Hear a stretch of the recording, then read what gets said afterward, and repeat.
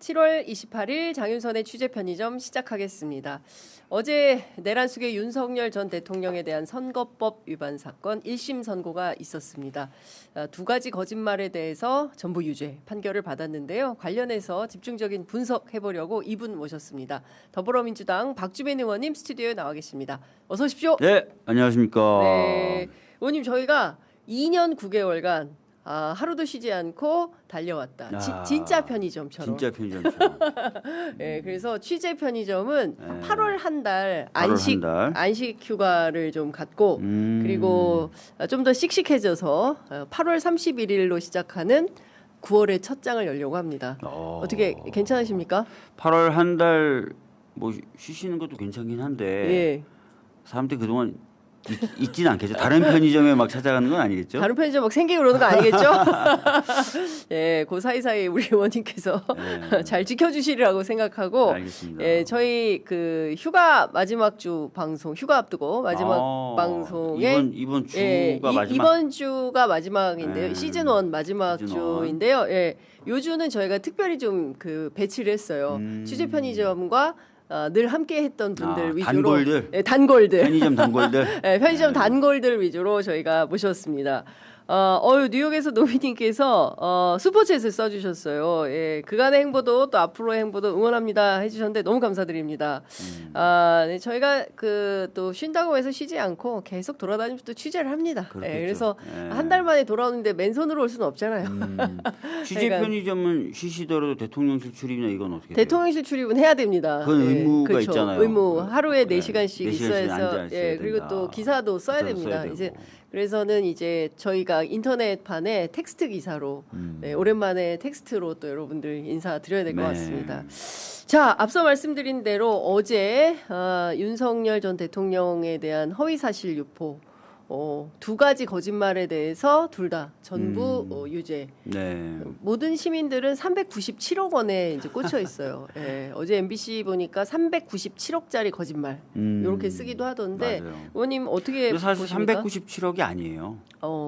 아시다시피 네. 지난 대선, 그러니까 지난 대선 그러니까 0.73% 차이로 그렇습니다. 윤석열이 이겼거든요. 예, 굉장히 근소한 차이입니다. 맞습니다. 근데 여기에 지금 허위 사실이 유포됐었다라고 법원이 인정한 거잖아요. 네, 그다음에 그 허위 사실은 당연히 표심에 영향을 미쳤을 것으로 볼 수밖에 없고요. 네, 그렇기 때문에 이건 397억이 아니라 사실은 나라의 운명을 바꾼 그런 거짓말이다. 그쵸. 예. 근데 이건 말고도 많잖아요, 사실은. 예. 그러니까 저희가 이 두 가지 사실이 허위 사실로 판명된 것에 지금 뭐 환영의 뜻을 표하고 있지만 네, 뭐 도이치모터스 주가 조작 사건에 대해서 토론회 때 저희 뭐 그쵸. 뭐 김건희는 뭐 수익을 낸 게 없다. 낸 게 없어요. 예. 성경을 처음부터 끝까지 다 외웁니다라든지 이런 얘기 되게 많았잖아요. 예, 진짜 입만 열면 거짓말. 입만 열면 거짓말이었잖아요. 거짓말. 그러니까 예. 그런 부분까지 포함해서 봤을 때 지난 대선이 어떻게 치러졌는지 다시 한번 돌이켜 볼 수 있는 거고 네. 또 이런 거짓말들이 0.73%의 차이를 만들었다면 단순히 이건 경제적으로 397억이 아니다. 네. 수천억, 수조짜리. 예. 또 심지어 이 사람이 내란을 일으켰기 때문에 그렇습니다. 그런 것까지 포함하면은 어마어마한 피해를 일으킨 거짓말이었다. 그렇습니다. 그 정치인 한 사람의 거짓말이 사실은 국민의힘이 지금 좌불안석이라고 해요. 말이 그렇지 397억을 토해낼 생각을 하면 이거 암담하다 이런 생각이 좀 들 것 같거든요.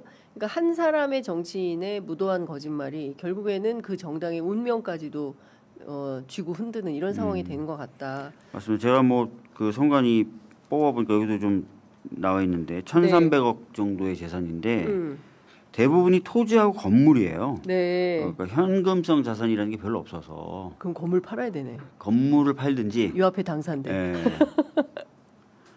해야 되지 않을까 싶고요. 근데 어떨 것 같으세요, 의원님? 바로 3시간 만에 이제 항소장을 제출을 하고 법원에 허점이 많다 이런 주장을 했습니다. 변호인단이. 허점은 본인이 많죠. 아니 왜냐하면 두 가지 거짓말 중에 첫 번째 거짓말이 윤우진이라는 전 용산 세무서장에게 자기는 변호사를 소개해 준 적이 없다라고 토론회에서 발언한 거잖아요. 그렇죠. 그런데 여기에 정면으로 반하는 예. 녹취가 나오잖아요. 그렇습니다. 한상진 기자라는 분이 진짜 잠시 후에 나옵니다. 10시에. 열심히 쫓아다녀가지고 이제 통화를 하는데 네. 그 통화에 내가 소개해줬어. 예. 이렇게 얘기하잖아요. 잘 들어봐. 내가 상세히 얘기해줄게. 내가 소개해줬어. 친절하더라고요. 예. 그렇기 때문에 어제 재판장이 판결문 읽는데도 우리 한상진 기자님 이름이 여러 번 등장하는데 예. 이건 빼도 박도 못한다. 빼박이다. 이렇게 예. 보시면 될 것 같고 예. 두 번째 이제 건진에 대해서 예. 한 거짓말이잖아요. 그렇습니다. 이거 역시 기자들 앞에서 한 예. 말인데 당의 한 사람이 당 관계자가 소개시켜줘서 만났고 네.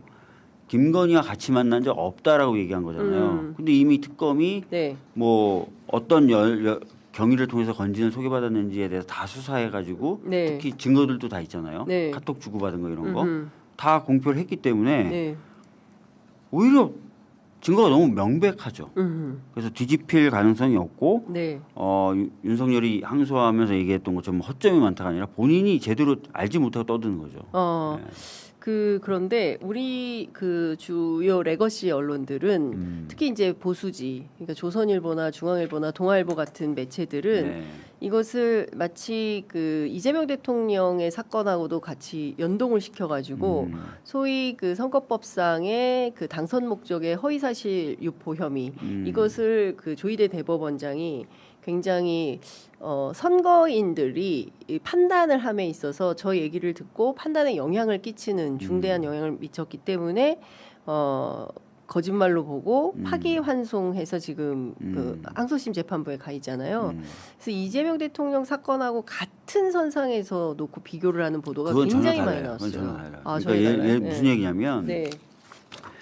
윤우진에 대해서 변호사를 소개한 적이 없다라는 말이잖아요. 예. 요거에 반하는 예. 객관적 증거가 있는 거예요.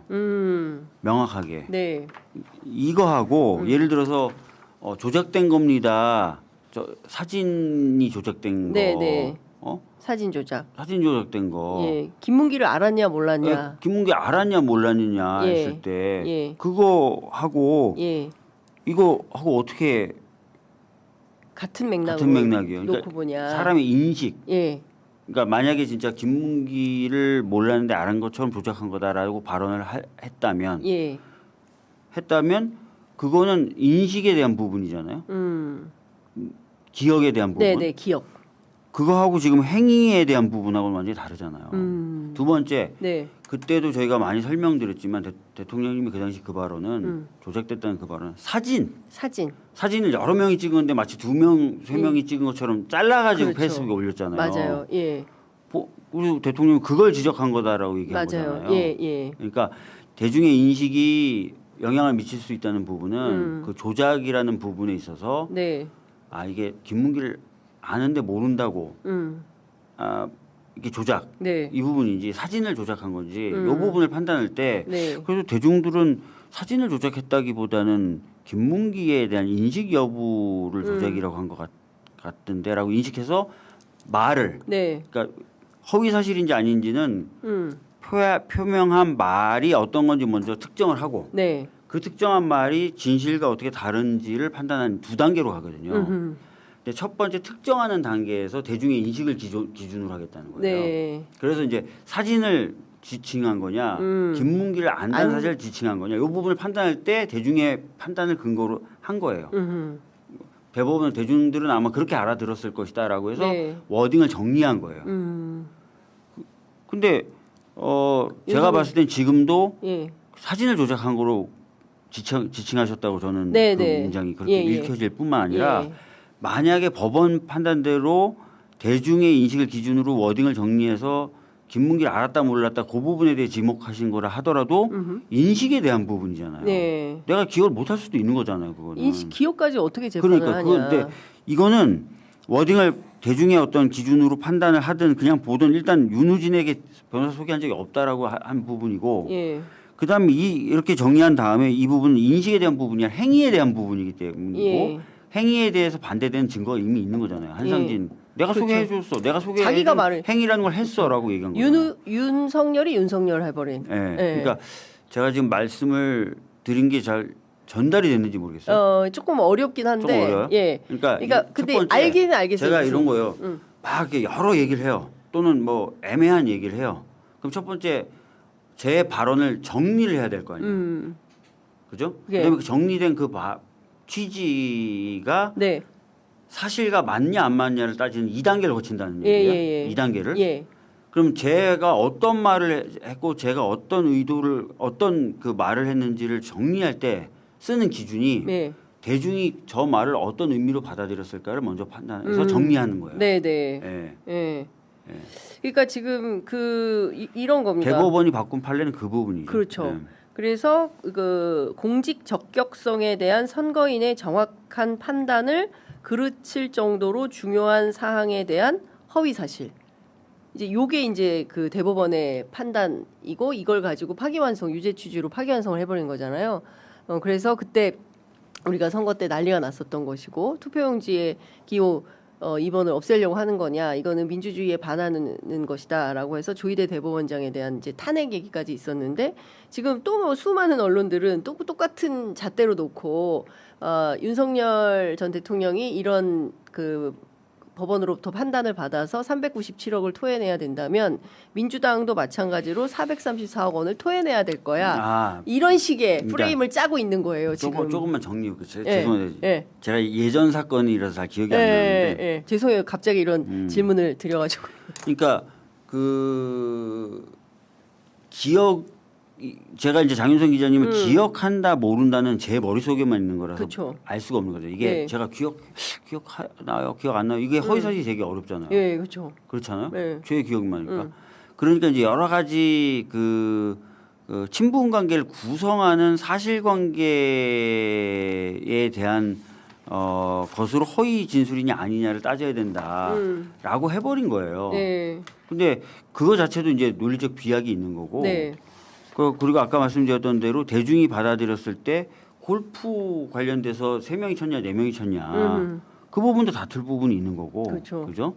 그다음에 최종적으로 김문기와의 친분 또는 기억에 대한 부분을 잘 모르겠다. 그 당시 상황에서 잘 기억이 안 났다라고 얘기하는 게 거짓말인지 아닌지 증명할 만한 증거가 있냐는 거예요. 그렇죠. 네. 기억이 안 난다는 게 허위 사실은 아닌 거잖아요. 그렇죠. 그러니까 기억이 안 날 결과적으로 검찰이나 법원에서는 그래도 그때 출장도 갔었고 네. 한데 기억이 안 난다는 건 말이네? 허위다라고 막 얘기한 주장을 건데 했었죠. 출장을 갔다 해서 다 기억하는 건 아니거든요. 그렇죠. 모든 사람을 다 아는 것은 아니죠. 그렇죠. 예. 예.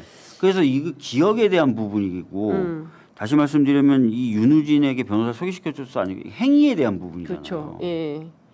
그러니까 모든 언론들이 마치 이게 동일한 사건인 것처럼 그러니까 소위 이제 그 예전에 조선일보에 뭐 윤희 동시 재거론 뭐 이런 거 있었잖아요. 근데 그런 관점에서 여전히 레거시 미디어들은 보도를 하고 있는 거 아니냐. 특히 이제 조중동을 비롯한 이제 보수 언론들은 똑같은 거야. 계속 이렇게 언론에 이제 국민들이 보기 이렇구나라고 생각하는데 전혀 다른 사건이다. 다른 성질의 전혀 다른 성질의 사건이다. 따라서 동등하게 마치 397억 토해내면 민주당도 434억 토해내야 돼. 이런 프레임으로 가져가는 것은 잘못된 거다. 맞습니다. 알겠습니다. 의원님 통해서 확실하게 역시 변호사 출신이시니까 왜 한숨 쉬세요? 갑자기 질문하셔서 옛날 사건 맞아요. 우리가 어제 일도 기억이 안 나는데 막 갑자기 들이대서 죄송합니다. 하여튼 근데 오늘 집중적으로 이걸 보도하고 있어요. 지금? 네. 그 조선일보 같은 경우에 사설로도 쓰고 있고 한국일보 엄청나게 쓰고 있습니다. 그래서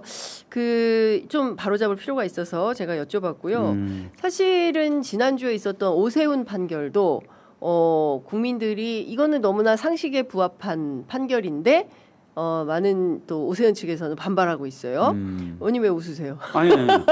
오세훈 판결은 너무나 간명해요. 예. 그러니까 정치자금법 위반이라고 하니까 많은 분들이 친숙하지 않은 법이다 그렇죠. 보니까 이게 어떤 논리야라고 맞아요. 하는데 정치자금법 45조 위반이라는 건데 이게 뭐냐면 네. 정해진 방법으로 정해진 계좌로 돈을 받아야 된다는 거예요. 그러니까 네. 정치인들이 어떤 경제적 이익 예. 또는 돈 이런 것들을 예. 받으려면 정해진 방법으로 받아야 되는데 특히 돈의 경우에는 정해진 계좌로 받아야 된다는 거예요. 저희도 후원 계좌 맨날 나와서 들고 나오잖아요. 그거로 받아야 된다는 거예요. 다른 데서 받아. 그거 말고 제가 현금으로 받으면 어떻게 돼요? 그럼 안 되죠. 신고를 해야 돼요. 신고. 내가 이렇게 받았다라고 정확하게. 예.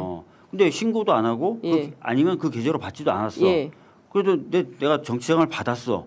그럼 바로 위반인 거예요, 그냥. 그 돈을 받은 목적이 뭐든 간에 그 돈을 어디에 썼든 간에 바로 위반인 거예요. 아주 드라이한 법이에요. 깔끔하게 딱 떨어지는. 근데 이거는 어떻게 된 거냐면 여론조사 비용을 김한정이라는 사람이 대납했잖아요. 그렇습니다. 2,100만 원, 2,100만 원, 3,300만 원, 2,100만 원 인정된 거잖아요.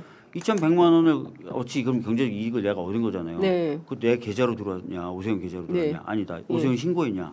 아니다. 그렇죠. 정치자금법 위반. 이렇게 된 거예요. 그러니까요. 그래서 이것은 누가 보더라도 딱 떨어지는 것. 그리고 명태균 씨가 미리 예고했어요. 전화도 하고 저한테. 장 기자님, 오세훈 시장은 유죄입니다. 이렇게. 이게 너무 분명한 게 김한정 씨가 3,300만 원을 명태균에게 송금한 자료가 그대로 남아 있고. 김한정이 왜 오세훈에 대한 여론조사를 요청해요? 그렇습니다. 아니 그러니까 물론 후원회장이긴 한데 그렇다고 해서 말이 안 되는 거죠. 말이 안 되는 것도 말이 안 되죠. 왜냐하면 후원회장이 오세훈에 대한 여론조사를 했어요. 그다음에 그 여론조사 결과가 오세훈한테 5개인가는 건너갔어. 강철원이라는 사람이 있어요. 그쵸. 강철원이라는 사람이 다 받아봤어. 그럼 여론조사 결과를 공유한 거잖아요. 그렇죠. 내 돈 들여서 여론조사 열심히 해가지고 그거 공유한 거잖아요. 그 이득 본 거예요, 안 본 거예요? 본 거죠. 본 거잖아요. 그리고 나경원을 이기는 여론조사를 부탁했잖아요. 근데 사실 그런 거가 인정이 됐으면 양형이 더 세게 나와야 되는데 그거는 인정이 안 돼요. 양형 이유에서 오히려 얼마나 이게 드라이한 판결이냐면 여론 조작이나 이런 것들을 기획하거나 지시하거나 조작한 것까지 오세훈한테 인정을 안 해요. 그냥 딱 정치자금법 위반이에요. 그 계좌를 안 받았잖아요. 2,100만 원. 그렇죠. 딱 떨어지는. 만약에 근데 이진관 판사처럼 그런 식으로 여론조사 결과를 받아가지고 그게 선거에 영향을 미치고 이게 다 인정이 되면 징역형이 나와야 돼요. 윤석열 징역형 나왔잖아요. 그렇죠. 윤석열처럼. 오세훈도 징역형이 나왔었어야 돼요. 오세훈도. 제가 봤을 때는. 그래서 오히려 항소심에서 양형이 올라갈 거다. 오. 왜냐하면 여론 조작하려고 나경원 이기는 거 달라 그랬던 거잖아요. 그렇죠. 근데 그런 거 없이 그냥 드라이하게 계좌로 돈 안 받았잖아. 요것만 가지고 그냥 한 거예요. 근데 이 정치자금법 오세훈 시장이 과거에 만든 거 아니에요? 맞아요. 자기가 지금 보면 윤석열이 윤석열하고 오세훈이 오세훈하는 상황이 계속 벌어지고 있는 거다라는 생각이 좀 듭니다. 항소심에서는 오세훈 시장 징역형 선고될 거다 이렇게 전망하세요? 왜냐하면 1심 판결도 뭘 인정하냐면 여론조사 결과가 자신들 생각과 다르니까 화를 냈다는 거잖아요. 그렇죠. 여론조사가 조사지 객관적으로 나오면 실망하거나 좌절하거나 좀 더 열심히 해야 되는데 여론조사 기관한테 화를 낸다는 거는 왜 자신들이 원하는 거 안 갖고 오냐 이거잖아요. 그리고 여론조사 표본을 손을 댔다 이런 얘기까지 나오잖아요. 지금. 그렇죠. 그러면은 양형사유에서 인정 안 했던 여론을 조작하려고 했다. 이거 되게 인정되는 순간 중요해지는 거거든요. 그렇죠. 이런 거 인정하면서 실형으로 나가야죠. 그러면 지금 633 원칙이니까 그 3월 그럼 10월에는 10월에서 11월 사이에서는 항소심 결론이 나온다 이렇게 봐야 될까요? 633이면 이제 6개월이잖아요. 이미 6개월도 지났죠. 지금 사실은 1심이니까 6개월은 좀 7개월 플러스 알파만이 나온 건데 그래서 뭐 올해 말 내년 초 이렇게 얘기하시는 분들이 계시긴 계셔요. 그렇군요. 그래서 그런지 저희 댓글창에 박주민 의원님 시장 선거 준비하십시오. 주민이 형 몸 풀어. 박주민 의원님 서울시장 준비하셔야죠. 막 이런 의견들이 쏟아지고 있습니다. 어떻게 마음의 결심을 하고 계십니까? 제가 뭐 다른 매체에서 비슷한 질문 하시길래 뭐 시장 도전에 대한 마음 변함이 없다라고 말을 했어요. 근데 재보궐이 있을지 있다면 최종적으로 언제일지는 아직 확정된 건 아닙니다. 그렇죠. 대법원이 특히 우리가 걱정하고 우리가 조희대 대법원장이기도 하고 해서 여러 가지 변수는 있을 수 있다. 그런데 아까 제가 말씀드렸던 것처럼 1심 판결이 굉장히 드라이하면서 타이트하게 결론을 내린 거라서 올라갈 건 있어도 내려갈 건 없어 보인다. 여기가 최하다. 이거를 만약에 부정하려면 있는 증거조차도 부정을 해야 되는데 법원이 그렇게까지 무리하긴 쉽지 않아 보인다. 다만 시기는 좀 조정해 주려고 정치적 의도가 있다면 시기는 좀 늦춘다든지 이런 식으로. 원래 예전에도 보면은 밀어서 죽인다는 말이잖아요. 법원은 예, 그렇죠. 시간을 질질 끌어가지고. 암만 그래도 4월 아니면 10월 아니겠냐. 그러니까 이르면 4월, 늦어도 10월에는 해야 될 거다. 더 늦출 수는 없다. 왜냐하면 특검법에 633이 딱 되어 있기 때문에 이 법을 또 어기는 게 되는 거잖아요. 대법. 그러니까 이번에는 뭐 지방선거 선거를 이유로 해서 뭐 한 달 정도 늦춰졌다고 하지만 앞으로는 그런 변수는 없어요. 없잖아요. 선거도 그리고 없고. 서울시정의 정치적 안정성, 예. 법적 안정성을 위해서는 빨리 판결 내리는 게 맞죠. 왜냐하면 이게 불안한 상태로 길게 가져가서 예. 자격이 곧 없어질 시장이 여러 가지 일을 벌이도록 내버려 두는 예, 거. 그렇습니다. 그거는 오히려 이제 서울 시민들의 삶의 관점, 삶이라는 관점에서 보면 불안정성을 가중시키는 거거든요. 예. 실제로 그 윤석열 같은 경우에도 만약에 대법에서 확정 판결이 되면 이를테면은 그 뭐 단순하게 397억 원의 그 선거 보전금을 이제 그 선거 비용을 보전받는 거 반납하는 것 이외에도 과거에 그가 재임 기간 중에 했던 그 법령이라든가 뭐 이런 것들은 다 그런 건 괜찮아요. 괜찮아요. 그건 그냥 혼란을 없애기 위해서 그냥 가는 겁니까? 조선일보가 그걸 뭐 상당히 길게 썼던데 왜냐하면 사람들 궁금하거든요. 대통령 그동안에 없던 새로운 무효 대통령이 나오는 거잖아요.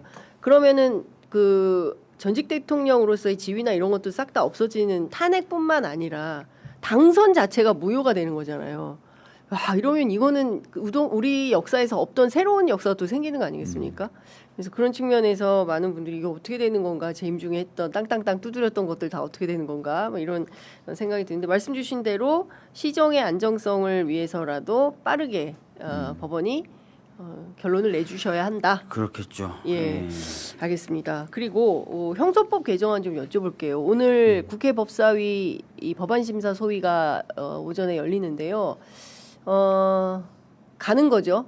네, 가는 거예요. 수사권, 가는 거예요. 예, 완전 폐지로. 그리고 뭐 그동안 여러 가지 우려를 표명해 오셨고 네. 또 그런 측면에서 적극적인 의미로 법안도 발의하셨던 뭐 김남희, 홍기현 이런 분들조차도 네. 당론에 따르겠다고 이미 얘기하셨기 때문에 가는 거죠. 그렇군요.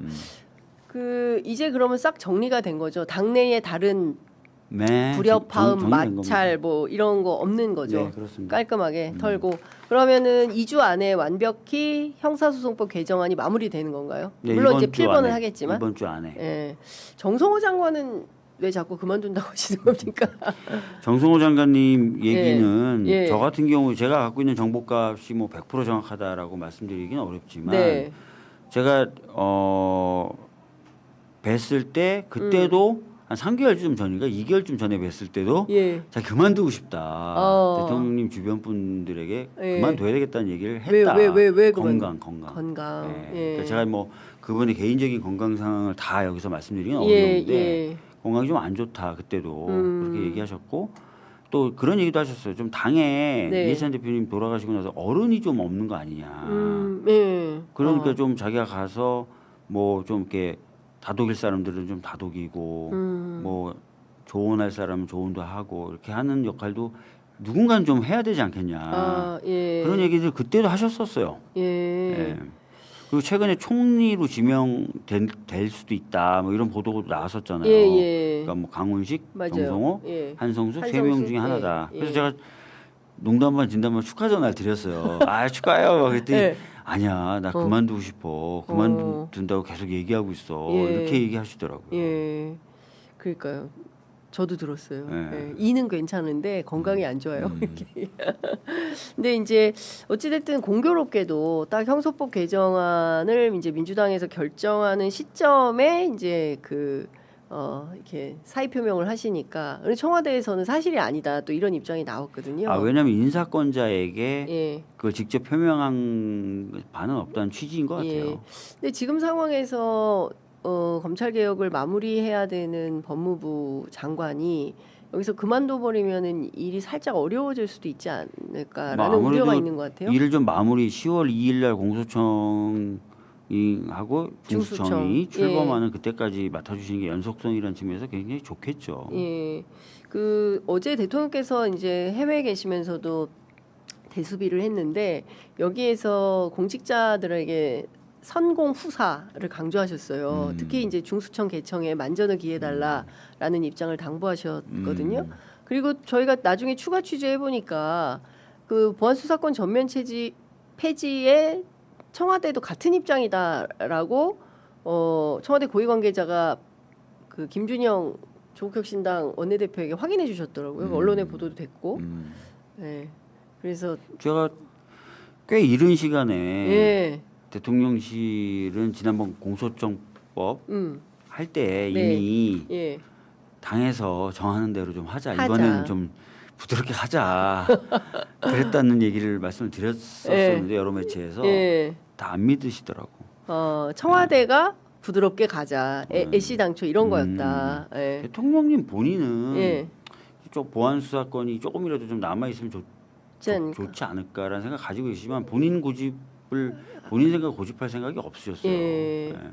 왜 이렇게 오해를 받으신 건가 싶은 생각이 좀 들기도 하고 그런데 여하튼 이렇게 이제 마무리가 되고 구자연 검찰총장 권한대행은 왜 휴가를 간 걸까요? 이 예민한 시점에 오해받기 딱 좋은데 물론 뭐 예정된 뭐 휴가 일정이라서 간다 뭐 이런 거긴 한데 뭐 직무대행이기나도 검찰이 지금 수장이잖아요. 그러니까 이제 뭐 보통 어떤 기관의 수장이 기관의 어떤 권한이 축소된다든지 큰 변화가 있으면은 뭐 다른 기관들도 물러나는 경우들이 종종 있습니다. 물러나겠다고 사의를 표명하는 경우가 종종 있어요. 근데 공식적으로 뭐 사의를 표명했다거나 그런 건 아니잖아요. 그렇죠. 지금. 아직은 아닌데 보실 필요는 있을 것 같아요. 예. 사의를 표명할 것 같지는 않으신 거죠. 예. 현재까지는 아닌데 저는 뭐 그런 생각이 있어요. 대통령님 말씀하신 대로 공무원들이 그냥 국회에서 법을 정하면 법에 따라서 하는 거지. 꼭 거기에 정치적인 의사를 표명해야 되나. 물론 법이 통과될 때까지는 공직자로서의 전문성이라든지 경험이 있으니까 의견을 내고 뭐 우려가 있으면 우려도 전달하고 하는 건 가능하지만 그래서 이제 또 하나의 어떤 민주적 권력을 부여받은 국회가 여러 가지 고민 끝에 법을 정했으면 그 법에 좀 따르고 이렇게 해야 되는데 그렇게 하지 않았던 기관들이 있어서 그건 좀 바람직하지 않다.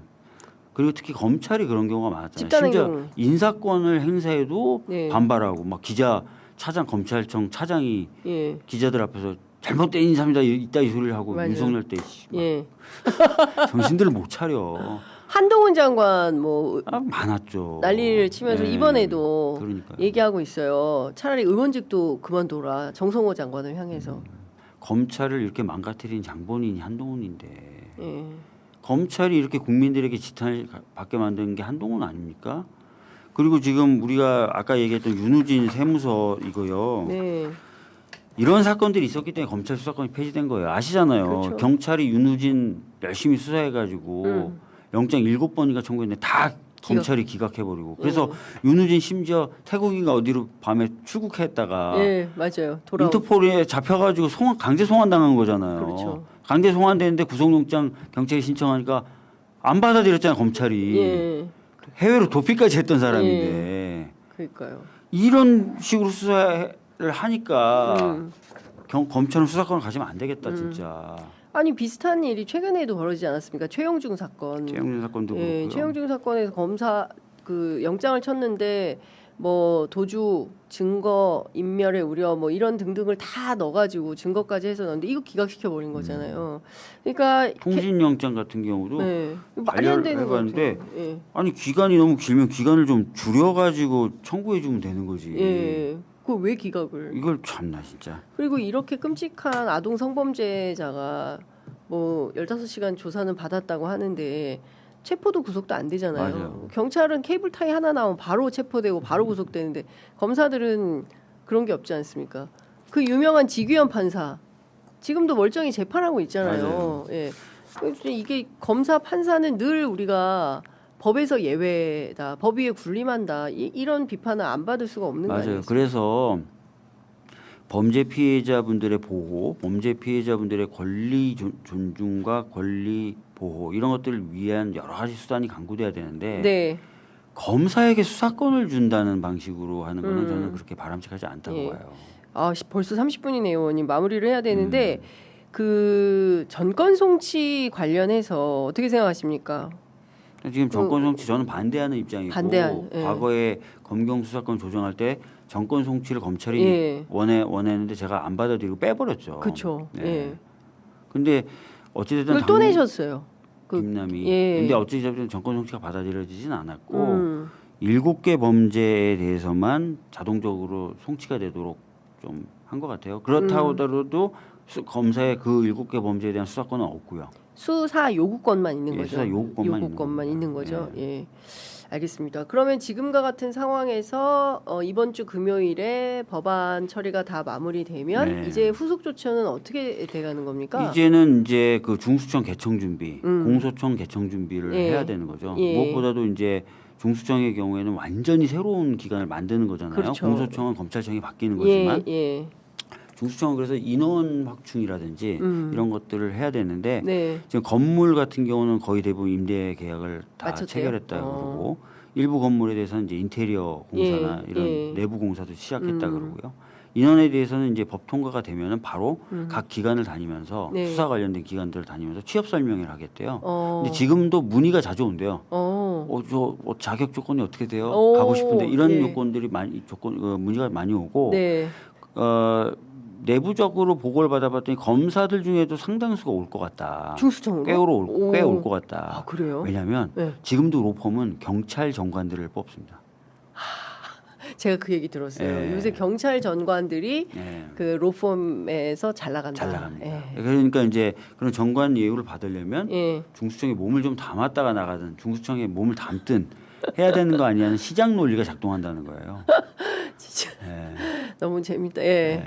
그래서 그런 것들이 좀 어떻게 진행될지 잘 챙겨봐야 될 것 같고. 의외로 중수청이 또 원하는 사람들이 많을 수도 있겠네요. 네, 그러니까 예를 들어서 뭐 조세라든지 또는 뭐 마약 이런 것들은 문의가 많이 온다는 거예요. 사건이 많아. 야, 그렇구나. 지금 저희가 생각했던 거하고 전혀 다른 상황이 될 것 같습니다. 이건 어떻게 보세요? 마지막으로 지금 부동산 때문에 좀 난리잖아요. 특히 이제 청년들 전월세 문제가 매우 심각하다. 그래서 한성숙 총리도 어제 열린 총리 주관의 부동산 토론회에서 청년 주거 대책에 대해서는 좀 세게 준비를 해보겠다라는 말씀을 좀 주셨는데요. 서울시장 준비도 하셨으니까 나름의 보관이 있으실 것 같습니다. 그러니까 저희가 청년들에게 평생 임대주택에 살라고 말씀드리는 게 아니에요. 청년들이든 어떤 분들이든 본인들의 경제 여건에 부합하게 그러나 질 좋고 편안한 안심되는 주택에 사실 수 있도록 하는 거를 말씀드리는 거고 그런 곳에서 또 자산을 축적하고 해서 자가로 건너가실 수 있겠죠. 오히려 그게 더 빠른 사다리가 될 수도 있죠. 왜냐하면 주거 비용이 확 낮아지면 축적할 수 있는 여분의 자산이 많아지는 거잖아요. 그래서 이제 청년 주택이나 이 부분에서 공공이 역할을 좀 많이 하자라고 제가 말씀을 드렸던 거고 그래서 제가 내세웠던 그때 경선 당시의 공약은 서울만 해도 30년 이상 된 노후된 여러 청사들이 있고 이 30년 이상 된 노후된 청사들은 30년이라는 기간 조건을 달성했기 때문에 재건축 재개발을 해야 되고 할 수 있는 곳들입니다. 마침 또 정부에서 이런 건물들을 재건축 재개발할 때 필요한 비용의 일부를 재정으로 지원하는 법도 계류돼 있어요. 발의돼서 정부안으로. 그래서 이거를 재건축 재개발할 때 용적률 높이고 하면서 여기에 청년 주택들을 넣자. 청사 하나당 대략 300호씩 정도만 넣어도 10,000호 가까운 또 10,000호 넘는 주택을 넣을 수 있다. 예를 들면은 어디가? 예를 들어서 주민센터 같은데. 아, 주민센터. 오류동 같은 데는 이미 그런 모델이 존재해요. 오류동? 존재합니다. 이거는 정부가 갖고 있는 땅이고 정부가 하는 사업이라서 인허가도 빠르고 땅도 갖고 있고 인허가도 빠르고 재정 지원도 들어가고 빨리빨리 할 수 있어요. 그리고 30년 이상 된 노후된 청사들, 청사에 근무하는 공무원들도 피곤하고요. 민원 가지고 찾아오시는 주민들도 불편해요. 주차장도 만들고 지하에. 주민들 위한 공간도 넓히려면 어차피 재건축 재개발 해야 돼요. 그렇죠. 이런 거 빨리빨리 하자는 거예요. 특히 지금 건축 시장 건설사들 많이 얼어붙어 있잖아요. 근데 이런 사업들을 벌이면 SOC 사업들처럼 이런 사업들 정부가 책임지고 하면은 그런 어떤 건설 시장의 활기도 되찾을 수 있어요. 이거 빨리빨리 하면 될 것 같은데 어디가 막혀 있는 거예요? 지금 현재는 서울시가 이런 물건을 찾아서 정부 쪽에 올려줘야 되는데 일부 올려서 그게 발표됐어요. 12구 대책에는 포함돼서 밝혔는데 좀 제가 보기에는 굉장히 소극적이죠. 소극적이다. 좀 더 예. 적극적으로 해야 좀 더 된다. 적극적으로 해야 돼요. 그리고 다양한 아이디어들 굉장히 많습니다. 모듈러 주택을 이용해서 이주 대책을 만들어서 네. 임대주택 단지들을 재개발한다든지 하는 아이디어들이 있어요. 예. 의지만 있으면 할 수 있다. 할 수 있어요. 그리고 초과 세수도 들어오잖아요. 그러니까요. 그리고 국민연금 같은 경우도 예. 좀 주식시장에 너무 많이 들어있다는 평가를 받는데 예. 외국에 있는 어떤 연금이나 기금은 주택을 공급합니다. 공공주택을. 임대주택 같은 경우 매월 임대 수익이 들어오잖아요. 현금으로 그렇죠. 생기잖아요. 예. 날리는 돈이 오, 아니거든요. 예, 뭐 그러네요. 그런 것들 적극적으로 임대 사업을 할 수 정책적으로 있고. 발견해서 발굴해서 결합시키면은 할 수 있어요. 네. 알겠습니다. 의원님 말씀 들으니까 좀 더 새로운 상상력이 생기는 것 같습니다. 오늘 말씀은 여기까지 듣고요. 저희 네. 가을에 뵐게요. 그때도 고맙습니다. 안 시원할 것 같아요, 왠지. 왠지 그때도 더울 것 같긴 해. 네. 네, 그때 때. 더울 때 저희가 아이스 네. 아메리카노 준비하겠습니다. 알겠습니다. 네. 예. 말씀 잘 들었습니다. 예, 고맙습니다. 하겠습니다. 네.